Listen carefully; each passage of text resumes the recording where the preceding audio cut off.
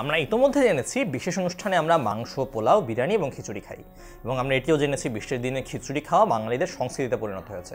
এবং আমরা এটাও জেনেছি গরমের দিনে কৃষক পরিবারে নানা রকম ভর্তা, ভাজি ও কাঁচামরিচ দিয়ে পান্তা খাওয়ার প্রচলন রয়েছে। এখন বন্ধুরা আমরা যেটা জানবো যে বিশেষ দিনে আমরা কী ধরনের খাবার খাই। আমরা উৎসব অনুষ্ঠানে মিষ্টি খেতে ভালোবাসি। আমাদের মিষ্টি অনেক পছন্দ। আমাদের মিষ্টি খাবারগুলো সাধারণত দুধের তৈরি হয়, যেমন দই, পায়েস, রসগোল্লা, চমচম, ক্ষীর ইত্যাদি।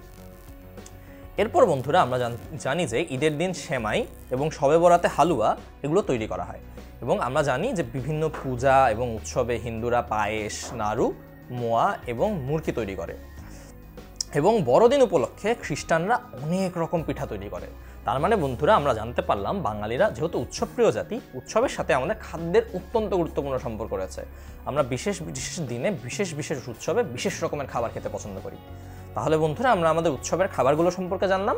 পরবর্তী পাঠে আমরা একটু অনুশীলন করে নেব। আজ এ পর্যন্তই বন্ধুরা। এবং বন্ধুরা এই খাবারগুলো দেখে আমাদের সকলেরই খেতে ইচ্ছা করছে, তাই না?